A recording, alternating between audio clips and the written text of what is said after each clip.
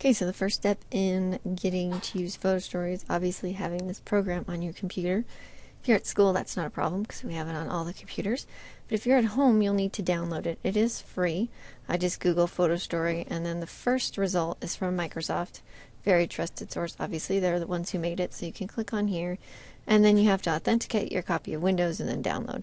I'll also often use the CNET link right here because they're a trusted source, and then I can skip the step of authenticating my Windows, which is just one more step, but really not a big deal. So you can go to either of these places and download it. Save the file. I usually save it to my desktop, and then you just double click on it and let it run through the install. Just click OK and go with all the defaults. Then when you're done, it'll be in one of your programs. So you access it from the Start menu, and so you'll click Start, and then you go to your All Programs, and then you'll find Photostory 3 for Windows on your computer. And you launch that up, and then Photostory becomes a game of next and back. So you just decide what you want to do. If you're editing one you've already started, you choose this. Today we're going to start a new one. So I'm going to click Begin New Story, click Next. And the first thing I need to do is put in some pictures. Now before I even opened Photostory, I went on the web and found some great pictures of Everest that I want to use for this presentation. So I'm going to click Import Pictures. And what I did to make this a lot easier is put them all in one folder. So I made a folder called Everest, and I put all these pictures in there. And so what you need to do is you can choose the picture you want. So if I want that picture, I click the picture and click OK. And it puts it in one at a time. Or I can click Import Pictures, and I can do them all at one time. So I can click one, do Control-A, and pick all of them, and they'll all be put in at once. So that's a little bit faster, which is the whole reason I put them all in a folder. It just saves a whole lot of time. So here come all my pictures. They're just going to be randomly thrown on my timeline in the order based on the name of the file. So that doesn't really work. I can see all the pictures down here. This one's in twice. So if you want to get rid of a picture, you just click on it so it's highlighted. This gets rid of it. And then I can decide what order I want. So I'm just going to kind of look through here here's the good picture of Everest I want. And I'm going to use this to open up. So I'm just going to drag it to the beginning of my show. It'll be the first one. And then let's say I want to do one of the maps so that I can have that next. So I'll drag that over. And you're just, rearranging these pictures. You can add some pictures. You can take some out. You can do whatever you want to do. And until you get everything in the order that you want. This step right here also has a little built-in photo editor, so if something came in crooked, I can use these guys to rotate it. If I scanned it and it was sideways, I can get rid of red eye, and I can even edit. So on this map here, it has black bars. This is just based on the width of the screen for Photostory, and I can edit that and crop them out. So I'm going to just click this little crop feature here, and I can resize this to be kind of what I want. So I'm going to kind of just resize it to be like that, and that looks better to me. And then I just click Save. My change is applied, and I click Close, and I can see that map looks quite a lot better here. So this is just the first step. It's just getting things in the order that you want. When you're ready, you click Next. So now I'm on step 2, adding a title to my picture. So you can see this blue bar up here always kind of lets me know where I am. If I needed to, I can go back to the first step, which is import and arrange my pictures. And I can go in and put in maybe some pictures that I wanted to. Right now I'm on the title step, which I don't typically spend a whole lot of time on because I will be narrating over these slides, so titles are pretty redundant and they kind of clutter it up. But you can see over here, if I start typing a title, Mount Everest, it's going to appear on the picture. Now, it's right in the middle right now, and it's black. I can highlight it. I can go into the text editor, change the size, change the type of text. I can bold it, I can italicize it, and I can even change the color. So I can do all those things. I click OK. And then over here on the right, I have the top, middle, and bottom features where I can put the text in a different spot. So that looks good. I'm happy with where the text is. There's also a feature here on this one to change the effect. So I could change some of the pictures to black and white. For this kind of project, I think most of the time you're going to just leave your pictures alone and have no effect. But if you wanted something to look really aged, you could pick the sepia effect, which is near the bottom here, which just makes everything look kind of a little bit older. For mine, I'm going to leave no effect on this one.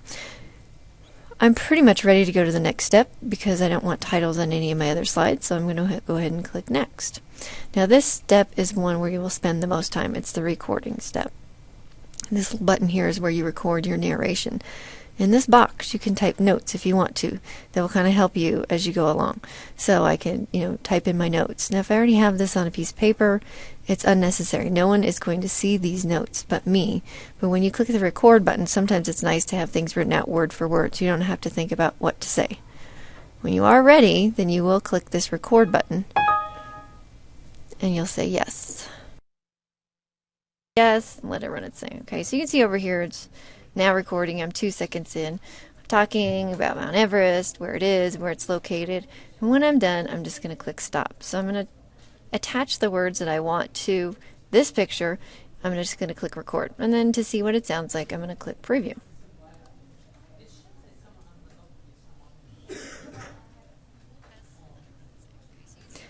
You can hear my voice talking now.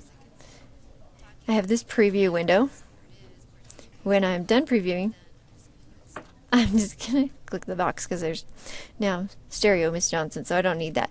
Now, if I realize that I had made a mistake and I want to re-record, here's your redo button. So it's going to delete the narration associated with just this picture. So I can record what I want to say with this picture on the next slide. You can see down here, I just go to the next one.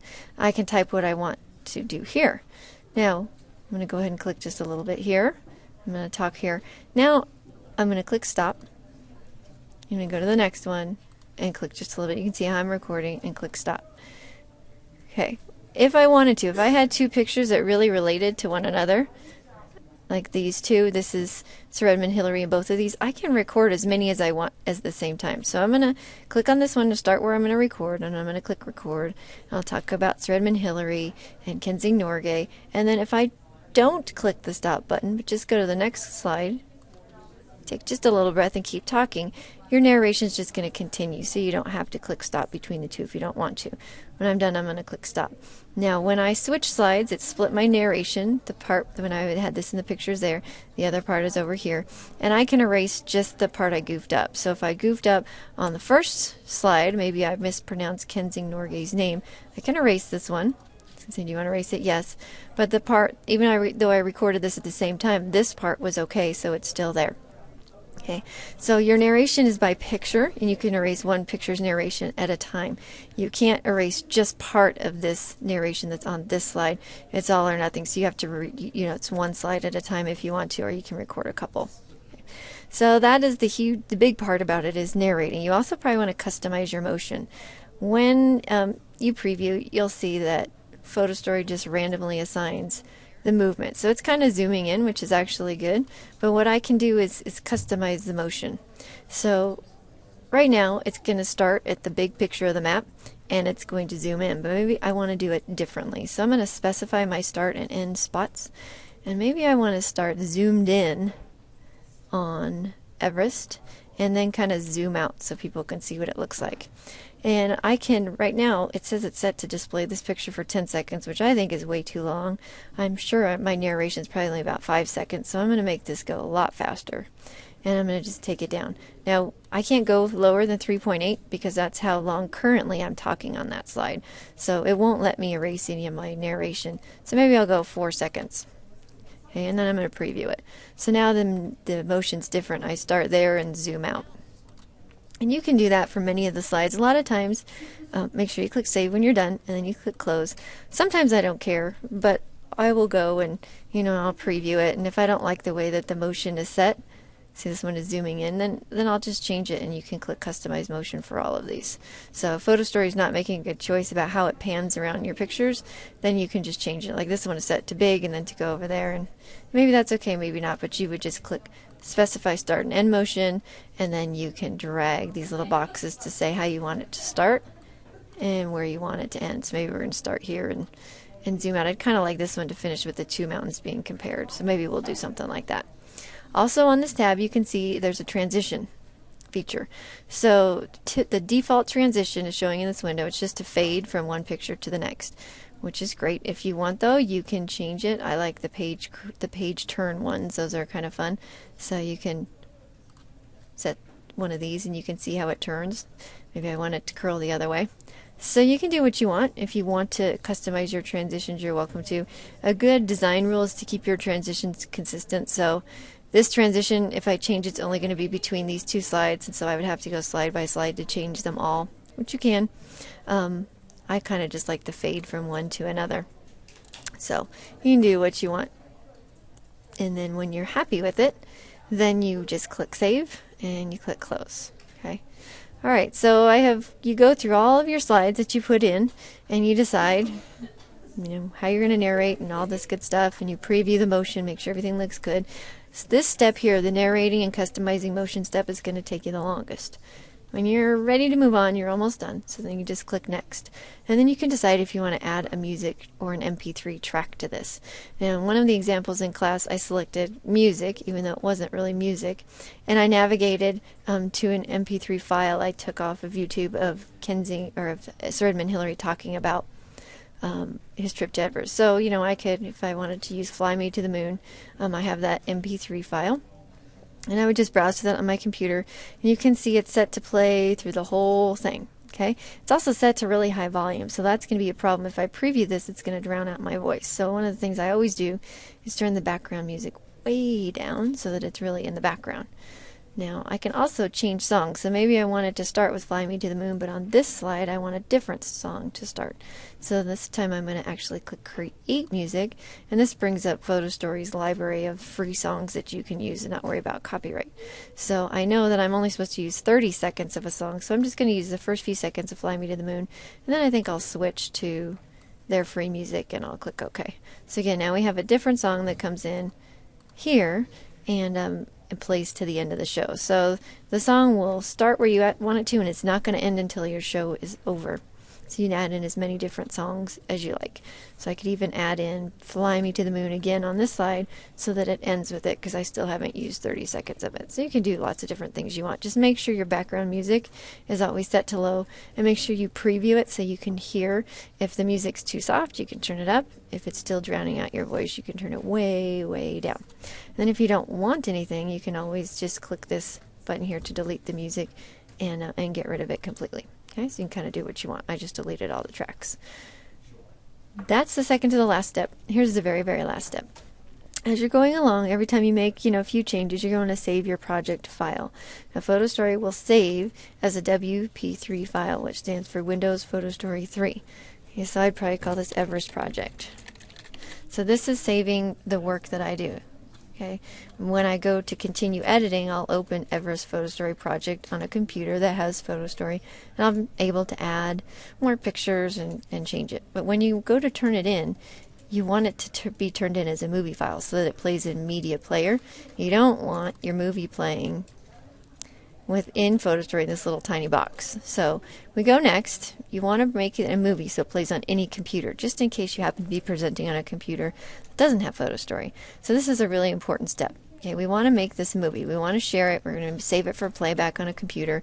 This will work with any computer that's a PC. This does not work on a Mac.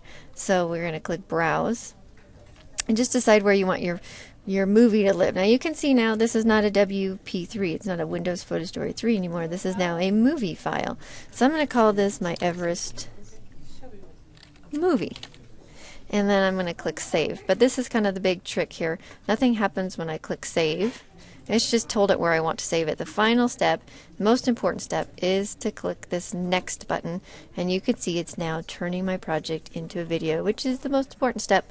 Otherwise, you will have done all your work for nothing. So make sure you do this. In a second, it will give us a congratulations message and let us know that we have made a movie file. So when you go to class, make sure that you double click on the one that says WMV file.